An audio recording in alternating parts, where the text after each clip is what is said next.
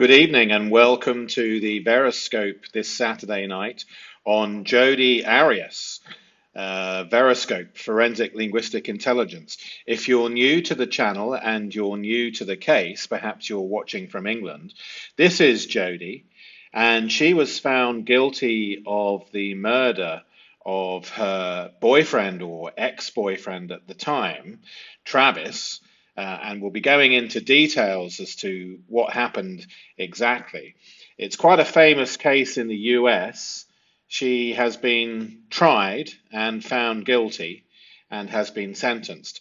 But what we're going to watch today is the audio enhanced interrogation of Jodi, and we're also going to be looking in detail at the forensic linguistics of that interrogation. So just before we begin, there's another channel which you might want to check out because they do good audio enhancement, and also they need some support. They've only got 1,000 or something subscribers, 1.1 thousand, and they're an excellent channel, so do check them out if you can. Veilhammer Media. If you haven't subscribed to the VEROSCOPE channel, please do so. What you'll learn by looking at a number of the VEROSCOPE forensic linguistic analysis is whether or not people are lying to you, whether or not people are being deceptive to you, and whether or not people are gaslighting you. So if you've ever been deceived in the past and you don't want to be again, then learning forensic linguistics and statement analysis with VEROSCOPE or any other channel which specialize in that, and there are a few and they're excellent, so do research those. It's a very good thing, it's a very good skill set to have in your life. So do subscribe if you can. But let's crack on now with the actual interrogation.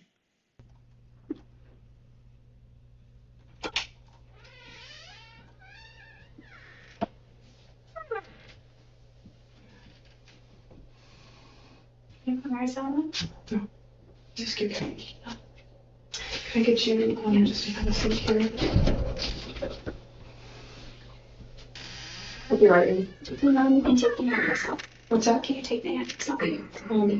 As soon as the detective gets in here, Detective Flores, he can take those off for you. I think that's what he told you anyway, that he'd allow you to have your handcuffs.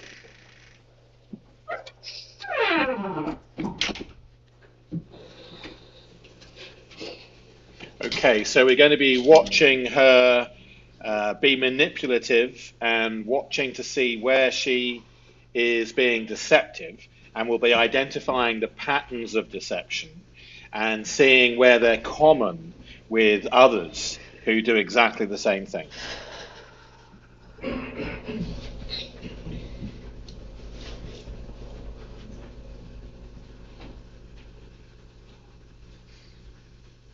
She's acting a bit strange, isn't she, with the sitting on the floor, now the head on the table. She's a bit of a strange one, Jodi.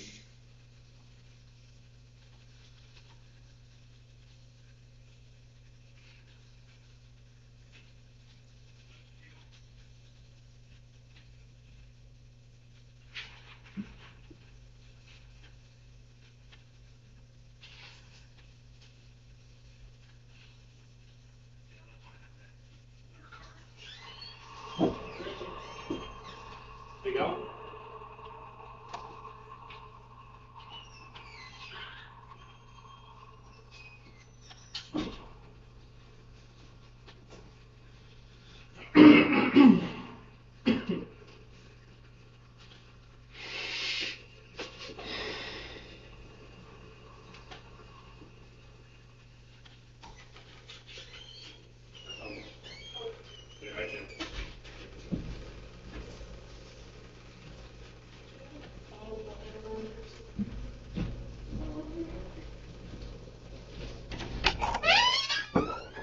Okay, let me get those off you. What's the name of them? Face down. I'm gonna get you a bottle of water. Any chance we could get my purse? Yeah, they'll get that from the house. Will they bring it to me? It'll probably be put in your property. Just water for you. Do you want one for yourself? Yeah, I can wait for you. There you go. I'm ready to turn the heat up in here. Or like, do you have a sweater I can borrow or something? I don't have any sweaters. You'll notice with manipulative people that they attempt to gain control of a situation straight away with, can you remove the handcuffs? Can you get my purse? Can you turn the heating up? Can you do this? And it's their way of attempting to gain control. You'll notice it's very common. They always do it. And she's doing it.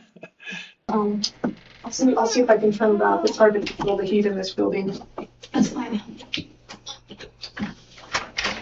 Sure I don't lock myself in here. Yeah.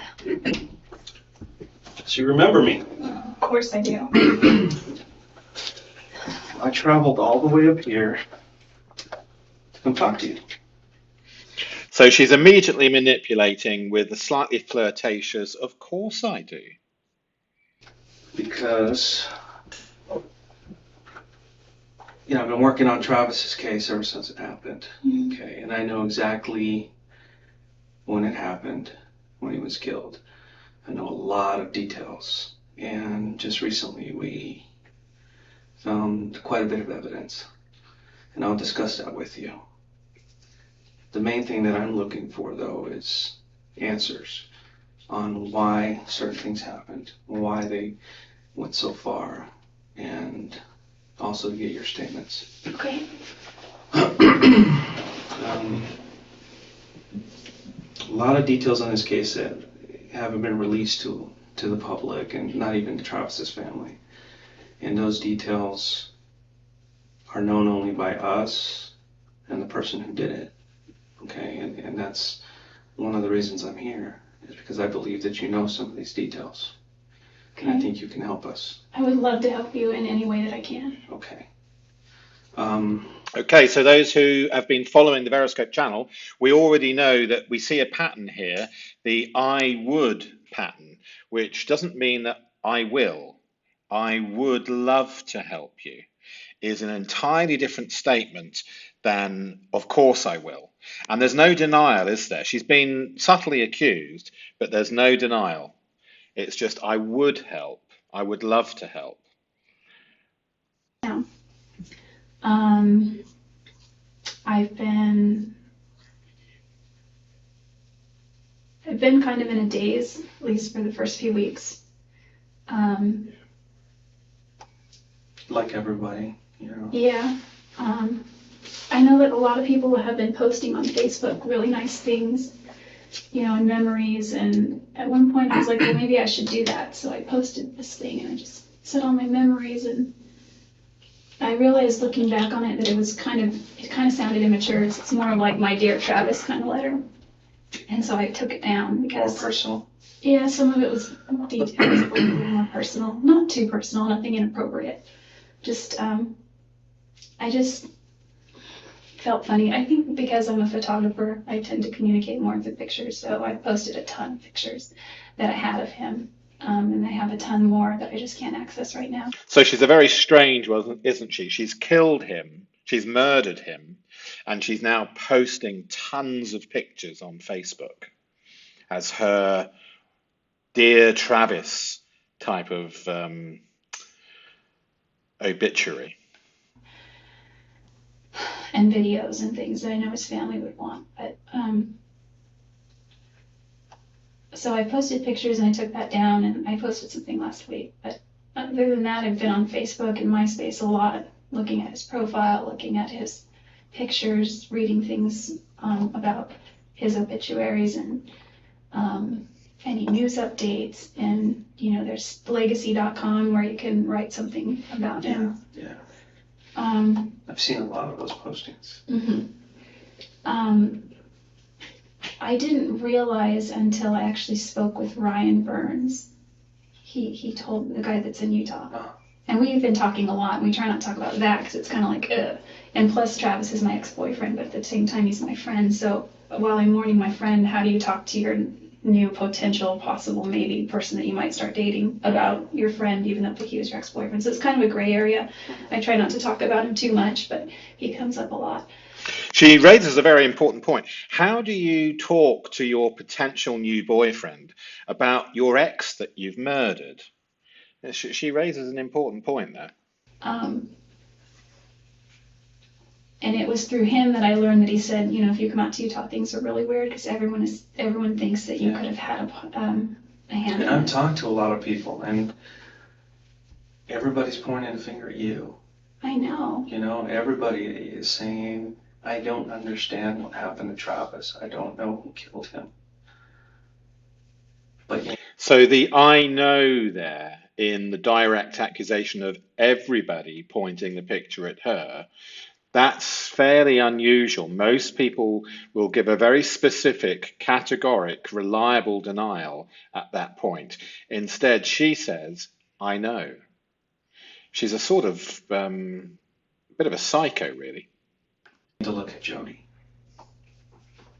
And sometimes the simplest answers are the correct ones. And that's one of the reasons I started looking at you a little bit closer. And over the last month or so, I've gotten into Travis's life, talked to all his friends, his family. I got a really good understanding of who he is now. And I got a very good understanding of your relationship with him. And I'm kind of just putting two and two together. Well, and it kind of matches. So one of the reasons I'm here is to talk to you to figure out what was going on between you two. I know the relationship that you guys had was of convenience sometimes. Obviously, you weren't boyfriend and girlfriend anymore, but you were still having a sexual relationship, which... Does his family know about that? Just curious. No, his family doesn't know anything. Okay. Yeah. I'm interested in protecting how he's remembered as well, and you know, he was. Well, I'm sure if Travis could speak right now, he wouldn't care. Well, that's very kind of her, isn't it? And I think, as the detective is correctly about to say, he wouldn't care about that. You've murdered him. What people thought about him, because they knew who he was. Okay, a sexual relationship here or there, because the fact he was a member of the church really doesn't matter. A couple times I asked him. Whole range of things. Yeah. However, the important thing is it's important to her. And so we would note it.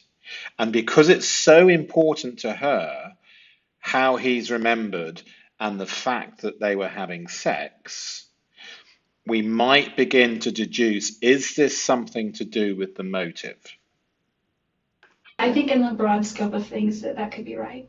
I just think that the reason I care about that is because he was adamant about that. A couple times we prayed about it, didn't work, or we didn't stick to our guns on it. And one time a girlfriend of mine just said, why don't you just go to your bishop and talk, and ask Travis the same. And I talked to him about it, and he got really angry. He said, I've already had problems with this in the past. I'm embarrassed by it. I don't want to go to my bishop.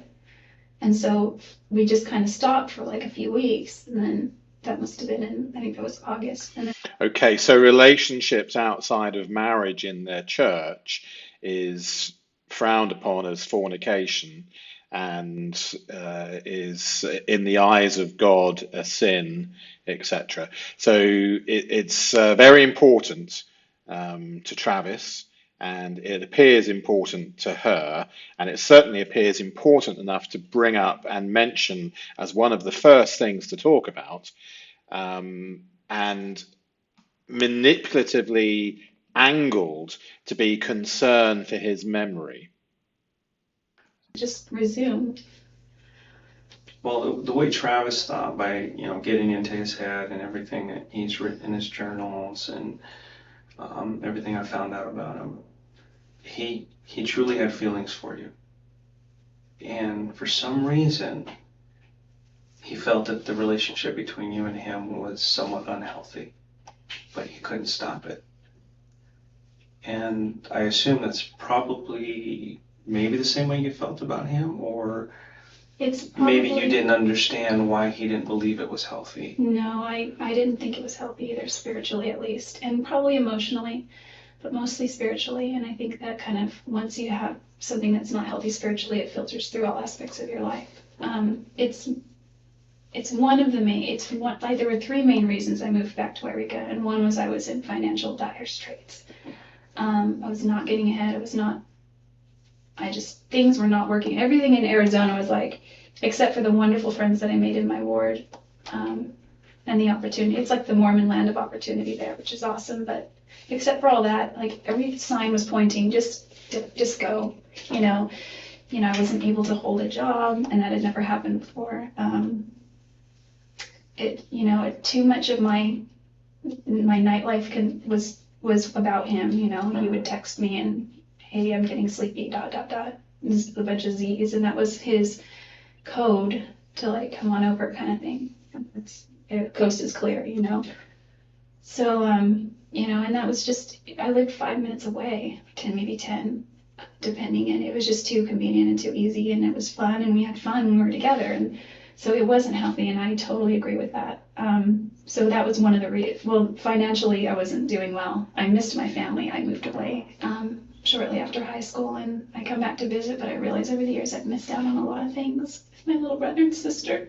I missed out on just their karate or their baseball or cheerleading or just whatever. And my dad is not doing well. He doesn't think he has very long to live, but he always says that. It's been that way for like a decade. He's still here, thank goodness. My grandparents aren't getting any younger, and I just have an awesome family. And Okay, so the manipulation 101 has started. Similar in a way that she's trying to manipulate the detective like Wendy does. Wendy Adelson. With not quite as bad, not quite as dramatic. We're not seeing the absolute hyperventilation and fake tears that Wendy does, but we're seeing elements of that introducing various different family members for the sympathy angle. She also mentioned three reasons. I haven't heard all three yet, so we'll see if she goes back to that. If so, then I would predict that this has been preparation. The number 3 is often used in deception, and she's chosen 3 reasons out of the blue. So we'll see if she remembers what the other 2 are. I wanted to be able to just be here for a little bit and regroup financially. I owe my parents a lot of money, and I owe my grandparents a lot of money, and I owe friends money. I owe my the guy that I bought a house with, I owe him a lot of money. He doesn't ask me for it, but I intend to pay him back because he really footed the bill on the mortgage. Okay, so owing money is sensitive. She's said owing 4 or 5 times in this one paragraph. Mortgage for a few months. And the third reason, and I like to put this third because I like to think that second to those reasons I would have been strong. Okay, this is prepared. This is preparation. So we're about to now hear the third reason that she's prepared for this interview.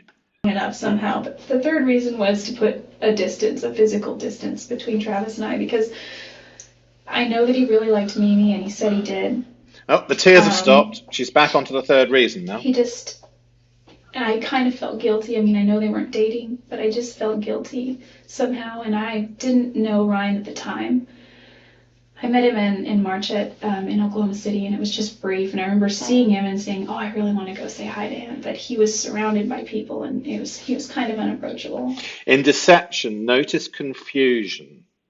Notice the technique. She'll have been using these sorts of techniques all her life, so she won't know that they're techniques and identifiable. She's just very practiced at it. But there tends to be confusion and unnecessary detail and unnecessary language and stories within stories and nested loops. Not that they know that they're doing it, but it's in a way hypnotic language patterns. So let's carry on. And he says he remembers meeting me too.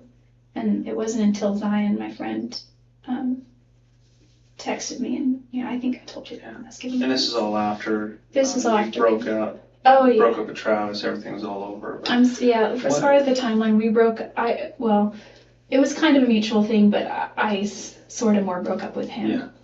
So those who have been following Veroscope, you'll recognize the interrupted sentence pattern, the fracture, the cognitive load, the lots of the lots of self-censorship. So we're seeing the patterns of deception, which we'll go into in a little bit more detail once we go into the actual analysis. But let's carry on with the interview for now. It was hard to do because I really loved him, but I just realized that without trust, you can't have anything, and I had violated his trust. Is that the main reason you guys broke up? Is the trust? Trust. I think that there's not that the relationship was unhealthy because of the sexual activity, promiscuity, but just that you guys couldn't trust each other. I think that, and this doesn't make it right. I think that being a convert, I've had a couple of serious relationships before where I was intimate with a few people, and it's kind of silly, but I used to always joke that regardless of what the Bible says, and yes, I'm Christian, I just live my life by the Ten Commandments, and those are my rules. Thou shalt not this or that, but it doesn't say thou shalt. Except for thou shalt not kill, Jodi. So I just used to joke about that, and it's a bad philosophy. I think that with Travis, there was a part of me that felt really guilty because there was something inside that thought you're this is nice for instant gratification, but you're destroying what you could have with Travis. And that's why we did pray about it. I remember we knelt by his bed once, and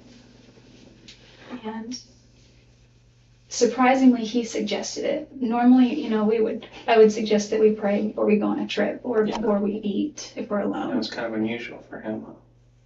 Yeah, because he was very resistant to prayer with me. I mean, I think in church it would have been fine, and I feel that maybe because we were driving away the Spirit constantly. Or maybe he felt that by inviting the Spirit, he would feel guilty about later on in the evening, or I don't know what the deal was. Or the excuse he used was because I'm a convert, I need more practice saying prayers. He's like, so I'd say, will you say a prayer? He's like, why don't you say a prayer? Okay, so what's going on here, it sounds like, is that Travis didn't want to pray and invite the Spirit of the Lord into the environment and then go off with Jodi and make out, etc. I guess he felt that was sinful or something like that. Why don't you say a prayer? Why don't you say a prayer? So we'd go back and forth, and I don't know, it's just one time when I was on a trip at Havasu Pi, we were all getting on the road, and I think it was with Dan Freeman and his sister Desiree, and they were all like, Jodi, will you say a prayer? And I said, sure, and Travis was like, anyway, I didn't want to argue with them. So, anyway, what was I saying? Well, he's, the whole trust issue keeps coming back into my mind. That was the big reason. He was a big time flirt, and that's the one thing everybody says about him. He flirts a lot. Does he mean anything by it? No, not really. That's just who he is. He did have, girlfriends here or there, and he was at a point in his life where he wanted to really start settling down. He felt like he needed to kind of grow up, become a husband, become a father. That time had come, and he felt that time had come and gone, and he was falling behind. He told me that too. He said he felt like his time was running out, and I told him that, despite the fact that he's not going to be in a singles ward very much longer, he still has a lot of options. He's still a very ill. Okay, let's catch up with the analysis. So if you're new to forensic linguistics, we mark up a document in certain colors. So for instance, where it says because or so or since or but and, we might mark it in blue. Where we see temporal lacunas or time gaps, such as before I knew it or the next thing I knew, we might mark it in green. where we see unconscious leakage, and check out some of the other videos to understand more about that. We might mark it in purple. Sensitivity in pink, so that could be the same word or phrase being repeated. But if you're new, you'll catch up quickly. Do subscribe, and I promise you, you'll learn. Have a look at the comments. The comments are wonderful on this channel. It really is worthwhile subscribing and learning statement analysis. So what has happened? Where are we? The detective asked some questions, and look, Jodi said, I would love to help you in any way that I can. So would love is a future conditional. We notice that it's not I will help. This is so common in deception. Now remember, in deception, when we find deceptive markers, we put in a flag, but an individual flag means nothing. If this is the first time you've watched the VEROSCOPE channel, don't confuse individual flags with actually meaning anything per se. We look for clusters and superclusters. In any way that I can, so we've got a limiting qualifier immediately coming through the unconscious. We have a kind of a guilty knowledge. The detective mentions why they went so far. She doesn't ask what he means. In fact, throughout the whole of this statement, throughout the whole interrogation, we have very few questions about Travis, very little emotion, very little real concern for the victim, very little denial, no reliable denials whatsoever. So we have a pattern match of guilty behavior where they appear helpful, but they actually conceal facts. Then she goes on to say, well, I've been working a whole lot. So this whole thing, this whole paragraph is confusing. It's full of deceptive markers and doesn't actually answer the question.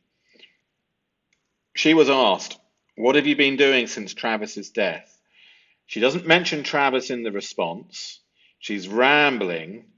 If you read this or you rewatch the video, she uses a lot of present tense rather than past. So in forensic linguistics, we look for the incorrect use of tense.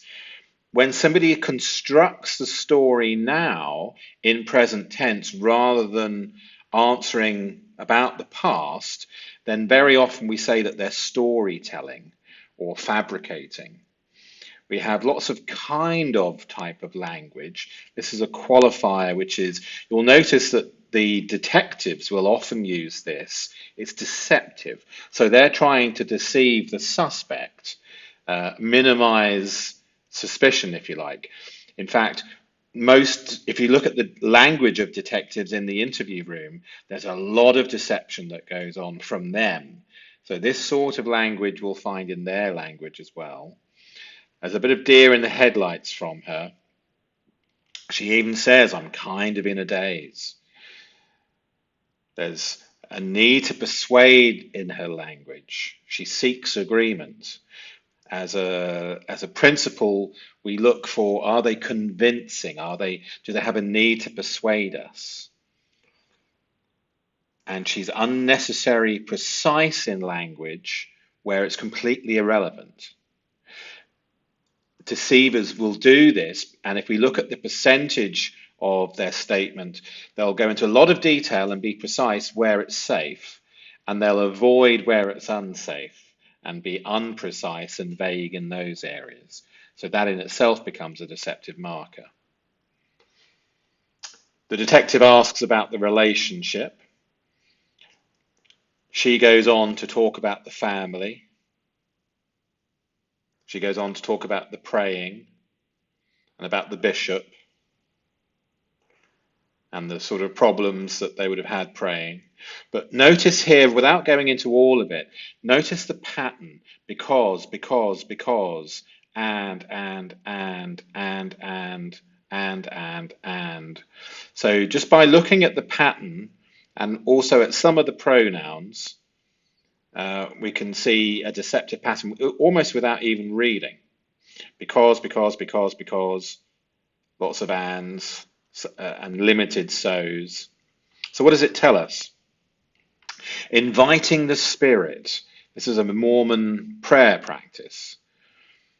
He would feel guilty about this later on in the evening, and in other words, sex after prayer. Travis resisted praying with her, the spiritual compartmentalization. Because I'm a convert, I need more practice. This is Travis's deflective excuse. We have a little bit of repetition with praying 7 times in this very short part of the transcript. Multiple becauses, which we've just covered. We have unsolicited explanations, lots of sensitivity. Becauses, there were six of those. We pointed those out. Really angry when she suggested the bishop again. Perhaps Travis has already spoken to the bishop about a previous girlfriend. We stopped a few weeks and then it just resumed, a minimization. So a pattern of failed restraint. It's kind of unusual for him.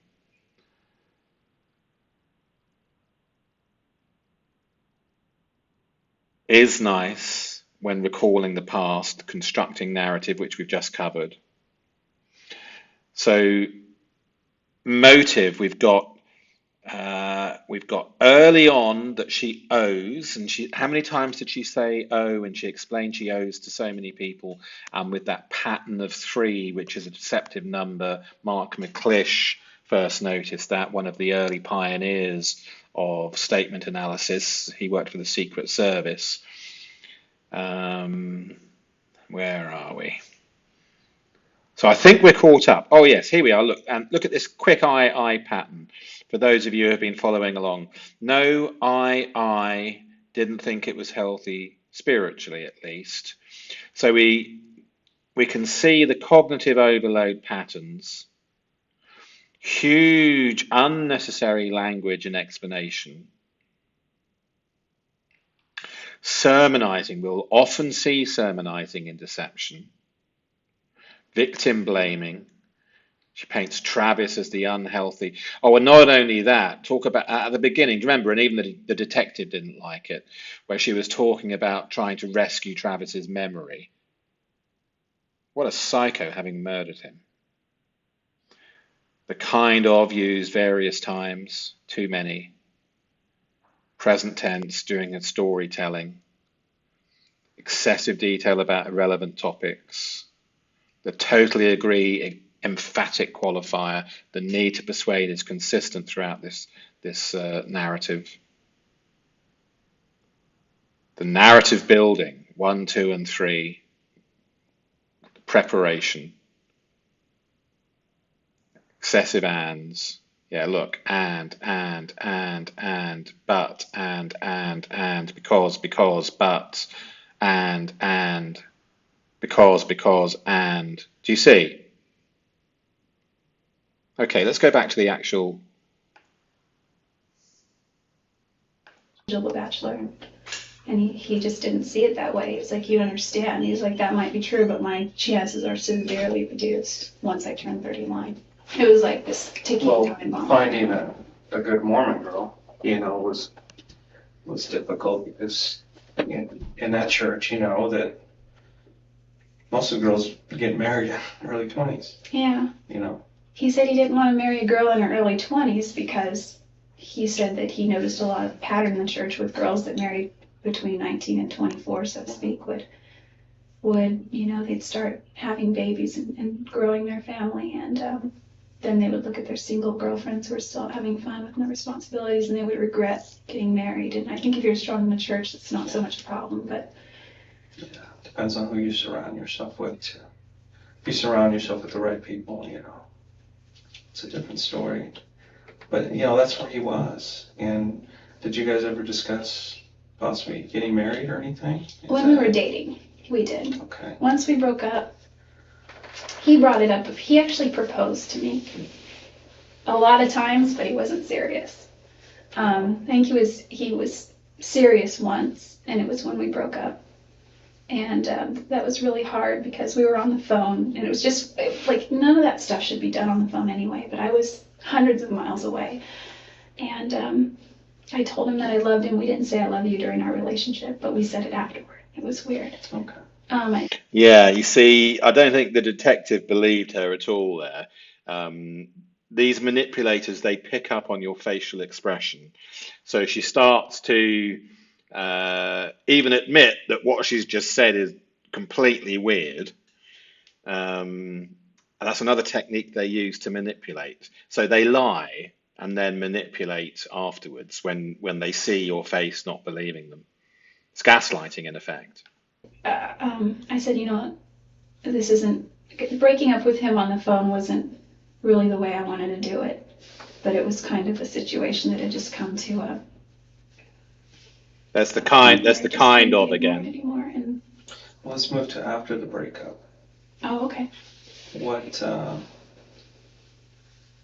kept you in Mesa at that point? I actually moved to Mesa a few weeks after we broke up. Really? I mean, as far as the timeline goes, but I mean, if you want to call it our official breakup, shortly thereafter, it's like we were still seeing each So other. you guys were seeing each other, but it was a long distance type relationship. It was always long So she says, as far as the timeline goes, so she's been preparing for this interview. distance when we were officially dating. We didn't re-date. We dated from about the beginning of February to about the end of June. So February, March, April, May, June, about 5 months total. Okay. In June of 2007, you guys broke up, and then you June moved to 29th. Mesa. Yeah, I moved to Mesa sort of. Most few people, weeks- when they break up, they kind of go their I own know, way. the plans were already in order for me to move there. I was already speaking with a friend who was, you know, was going to be her roommate, and I was her roommate for a short time. She's kind of flighty. She's a great girl, though. I had talked to Travis. And that's another thing that these gaslighters and manipulators do.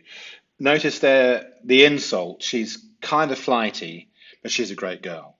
And this is a pattern that you'll notice amongst people that you know. They insult and then gauge and then compliment. Insult, gauge reaction, compliment. And depending on the reaction, they will then become either stronger in the insult and less on the compliment, or drop it. But they're looking at your reaction. And whether they know it's a technique or not, it's a pattern that they've learned and do. And here we have an example. She's an accomplished gaslighter. Or was. She's now in jail. Was about maybe going to Southern California instead. And he's really persuasive. He persuaded you to stay there in Mesa. He kind of was playing up all the advantages if I did come to Mesa. And if I did, he said, it's a great place. We could still see each other and hang out on occasion. This church is very strong. You'll make a lot of friends. And I already knew all this stuff prior because we talked about that. And so I went ahead and just made the move. It sounded at the time like a good idea. And you guys continued to kind of see each other at that time? Yeah, at the time I was sort of living more across town over by Greenfield. Do you know where that is? Yeah. It was up Greenfield near Broadway. Greenfield and Broadway were the nearest cross streets. And that's where the girl that I was originally talking with, I moved in with her. Yeah, it's kind of far from Travis. Yeah. The thing about her, and just to give you a background of why I moved suddenly, she approached me the weekend after I got there and said, hey, she knocked on my door, can I talk to you for a second? I said, sure.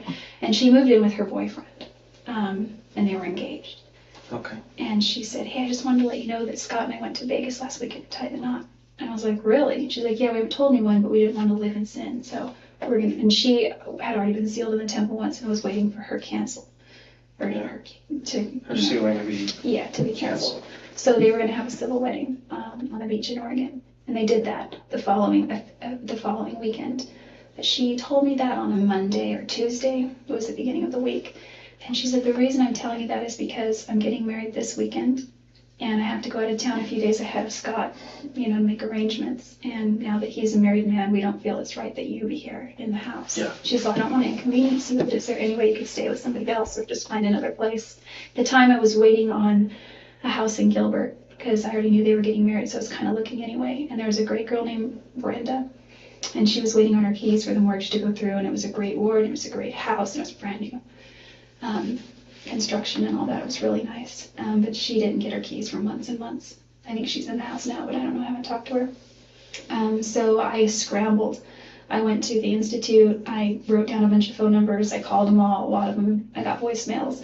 One girl that answered, her name was Tiffany, and she knew Travis. And she was at his services in Arizona and as well, and we've just remained friends sort of like on MySpace and Facebook and that kind of thing. But she said, hey, sorry, that's an outdated posting, I forgot to take it down, but go to this website. So ldshousing.net, I went there. I made 3 phone calls for the places that were within my price range. I didn't think to look where they were. The one girl that called me back, her name. So what do you notice about this? She's in safe ground, and so we have detail, and she'll pontificate for as long as she can. We look at the percentages in statements. So we like to see the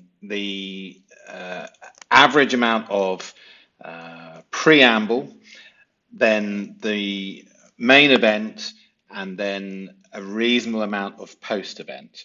So perhaps it might be 30% preamble, 50% the actual event, and 20% afterwards. And we would think that that is normal. Or it might be 25% and 40%, etc. But where we see huge preamble, where it's 70% preamble, 20% the main event, and 10% let's get the hell out of the statement, and now that we've delivered the lie, let's end it. That in itself becomes a deceptive marker. And also, if we're going to get into more detail, that if we look at a written statement, then the number of words per hour can change as well. So look at the percentages. Shannon Darracott. She said, here's my place, here's the directions, go ahead and go out and come see the house. It was available, so he did.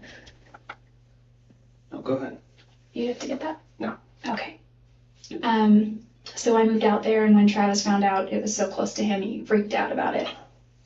And I made sure to check that it wasn't, that we wouldn't be in the same ward. And it was within his ward boundaries, but it was also within another singles ward boundary. So of course I'm gonna go the other one, because it would just be kind of weird.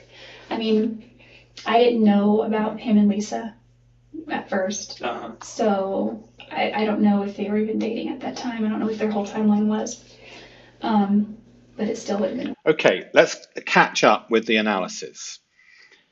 So where did we get to? I think we've covered here. This could be important.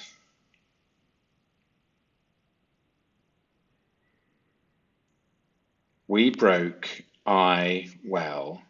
It was kind of. Do you notice this? So here we have deception pattern, a mutual thing, but I sort of. Do you see? As far as timeline, now she's mentioned timeline, so that would be concerning in itself, because this is investigatory language. As far as the timeline, we broke self-censorship, I self-censorship well. This is often used to purchase more cognitive thinking time, words like well. It was kind of, this is a minimization, a mutual thing, but I sort of more broke up with him. So this sentence has a deceptive architecture, which for those who have been following VEROSCOPE for a while will already recognize. It was hard to do because I really loved him. But I just realized that without trust, you can't have anything, and I had violated him. It's unusual, isn't it? It's very unusual. So,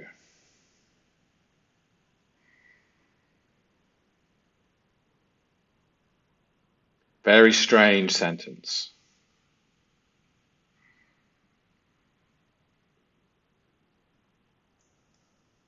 Actually proposed to me a lot of times. I don't believe this. Did you believe that? And then but we said it afterwards, it was weird. Yes, you see, the reason why it's weird is because I don't think it's the truth. Unless perhaps he was drunk. I don't know, but it doesn't ring true to me. Actually propose, this word is a comparison word, so she's comparing something else. It's a qualifier and it's convincing. So therefore we would put in a deception flag. I think he was serious once. There's a lack of certainty about a very significant moment. Really hard because on the phone, we didn't say I love you during, but we said it afterwards. So this is backwards. So in other words, the I love yous become after the breakup, not during the relationship. It was weird. She identifies that this is abnormal.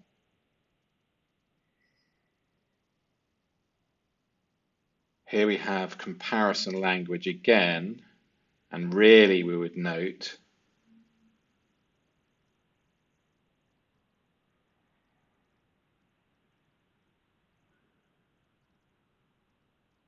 so her whole language is very deceptive. Sort of, and really, kind of, really, ands and becauses and ands and so's. So we don't even have to actually read too much of the sentence. And this is partly why we mark up a statement, so that we can begin to see patterns. She cannot commit to a basic fact, sort of. In statement analysis as a principle, if they can't say it themselves, we don't say it for them.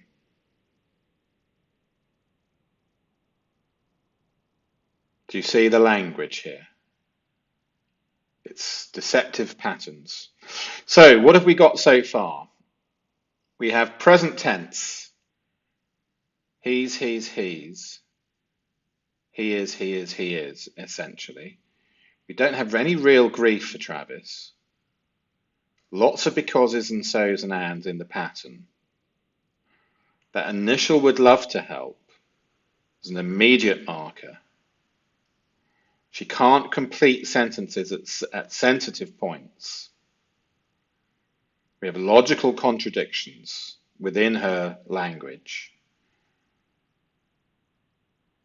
We have construction and convincing throughout, excessive qualifiers.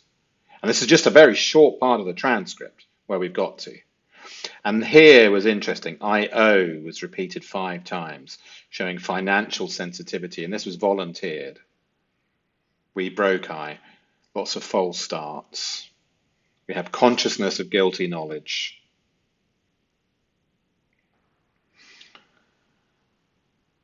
Expected language for the innocent person.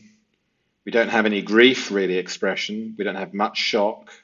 No real questions about the investigation. No, the concern was false. The detective actually got angry at that. Do you remember? No reliable denial. No, I didn't kill him.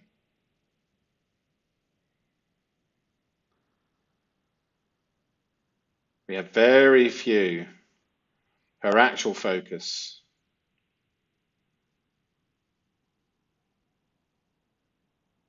Waffle, essentially.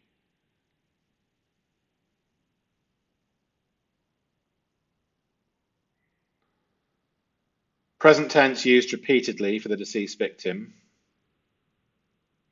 Complete absence of authentic grief response. Too many reasons why, which we mark in blue. Conditional cooperation language in the beginning. Lots of hesitancy, lots of qualifying. lots of contradictions between logic, lots of self-censorship, the O pattern. So we've got the beginning of financial, religious, and sexual, and jealousy.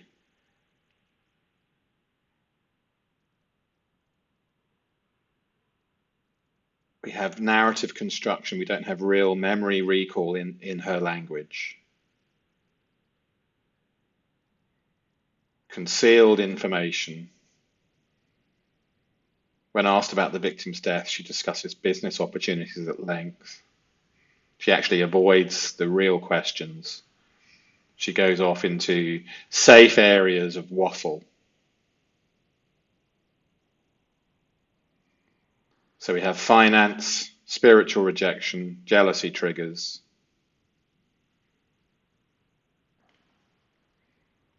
And we haven't even started. We're right at the beginning. We have the prayer avoidance. Travis getting angry with the bishop's suggestion. Okay. So that brings us to the end of today's VEROSCOPE analysis. If you haven't yet subscribed, please do. We're going to be doing a lot of new analysis almost every day now. So the notification bell if you're interested in seeing more. And I look forward to talking with you in the comments. Have a wonderful evening.